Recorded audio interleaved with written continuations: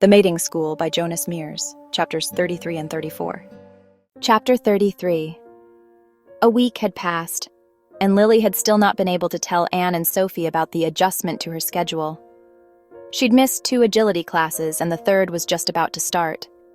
She walked with Anne and Sophie from the dining hall. It was nice to be there, with them, particularly now when things had changed so much. She'd have to tell them about the Lycan classes, though. She wasn't sure why she stalled so much. Maybe because it felt like admitting she was different. Then again, she had already, really. It was just that this schedule change seemed like a more obvious segregation. Segregation from her friends, but from the other students also. Then again, the students in the hall walked far away from her already. And Sophie and Anne, they knew. And they walked with her still. Would they tease her about having classes with the strong and attractive Lycan Ryan? Anne would tease, no doubt. Lily knew the time had come to tell them. They were getting closer to the courtyard. Her class was in the other direction. "Hey guys," said Lily. "What's up?" said Sophie. Actually," said Lily. "Are you ready?" said a new voice. The voice of Ryan. "I," said Lily. She could practically hear her friend's thoughts. Anne was surely thinking, "OMG, they're mates." While Sophie was thinking, "They do make a nice couple." "It's not like that," said Lily at last. "I have to go for my class. For a new class." There, she'd done it. "A new class," Anne said behind her hand to Sophie with a giggle. Sophie giggled too, but mostly because of how uncomfortable Lily was looking. "Sounds like fun." "Hi, Ryan," said Anne once he got closer. "Heard a lot about you." But she broke off when Lily elbowed her. Lily wasn't sure what to say. The first thing that came to mind was, Anne hasn't heard anything actually. She's lying. But she caught herself before she said it. "Can't take you anywhere," she said instead to Anne, but she couldn't help but laugh with them. It was nice to laugh despite all the stress and change that had happened recently. Besides, she might as well let them think what they will about her and Ryan if it makes them happy. The reality was, they were not mates. And yet, as Lycans, it seemed their fates had been irrevocably entangled. Walking with Ryan towards the grand staircase, Lily couldn't help but feel that wasn't a bad thing. "I would have gotten to the new classroom on my own, you know," said Lily. "You would have been late," said Ryan. "I watched you leave the dining hall, going in the wrong direction." Their reactions were very enjoyable. "Well worth the detour." "Laugh all you want," said Lily. "I'm the one who will have to try to convince them we're not a couple." "They'll figure out that we're not sooner or later," said Ryan. "No need to spoil their fun." "I suppose you're right," said Lily. They were getting closer to the new classroom now. "I guess there are more important things to be focusing on now anyway." Ryan nodded as he opened the door. Inside, Lily was surprised to see Christy. "Hi, guys. Hurry up, would ya? We have magic to be learning." Chapter 34. The room for their Lycan class was not like any other class she'd had. The walls were protected, but Lily wouldn't have known based on the appearance of it. The walls were covered in calming bamboo siding, and a fuzzy area rug covered the majority of the dark walnut floor. Halfway through the room, there was a mid-level platform. Behind the railing was a clean row of plants. Their vines and leaves hung down and swayed gently with the softest of movement. Nearly a month had passed now, and Ryan had proven himself an adept teacher. And yet it was more like an intense study group, with occasional homework than it was a class. It was nice because there was a sense of respect and equality. Sometimes it can be so hard to define and see progress, but Lily felt it was there. She hadn't been feeling as triggered by adrenaline, which according to Ryan was a great accomplishment. She'd also finally started to gain control over her enhanced senses.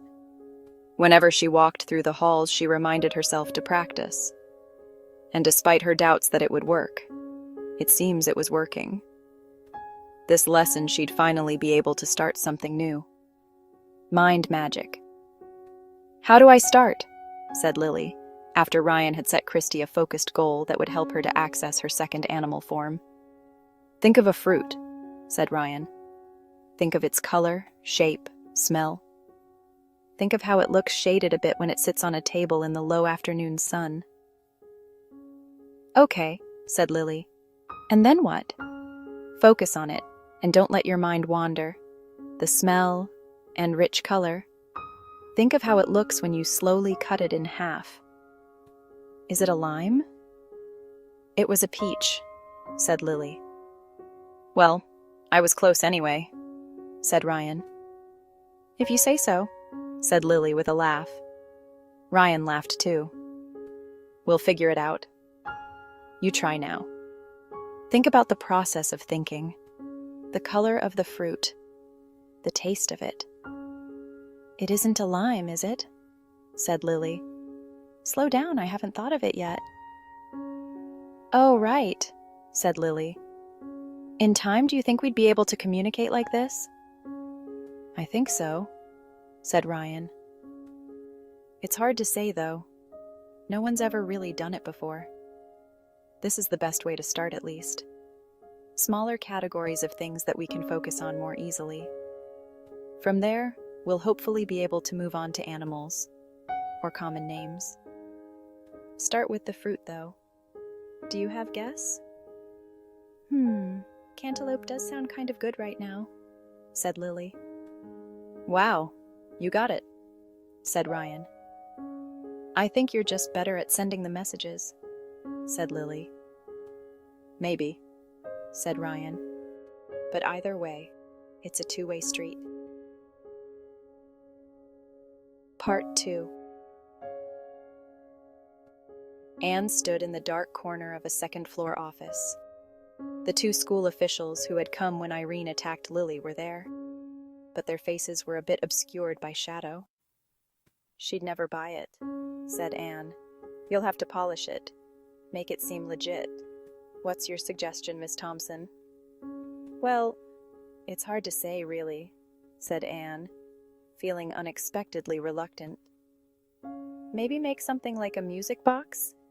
Make it seem like she's hearing it from the source rather than some kind of unreliable hearsay." "And you think that will work?" said the taller of the two men. "I don't know," said Anne. "I don't think she wants to have anything to do with ruling or politics. Maybe the wisest option would be to leave her be for now, at least give her time to adjust more." The men glanced at each other. They seemed to be sharing a thought Anne hadn't been privy to. "You said she might be motivated to keep her friends safe from her childhood pack?" said Anne, but stopped. What were they saying? Would they target Lily's friends to control her? "That was a long time ago when she mentioned that," Anne said at last. She was hedging, but she wasn't sure why just yet. Just that something felt off now. "I think we should do it," said the taller man. "It's our best bet right now." The second man sighed. "I think you're right. But for something as important as this, I think we should make it look as official as possible. We can design a kind of passageway. Make it seem guarded," the other man responded.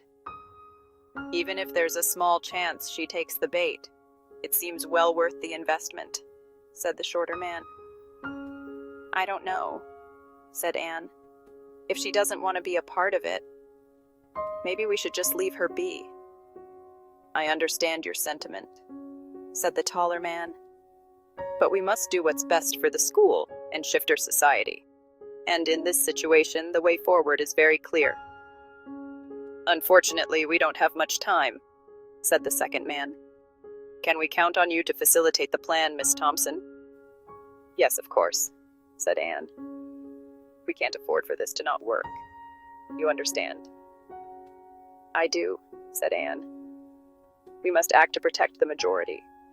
and sometimes we must do unsavory things to meet that end. The greater good, said the shorter man. I'll be able to hear the prophecy soon, said Anne. Of course, said the first man. All in good time, said the second.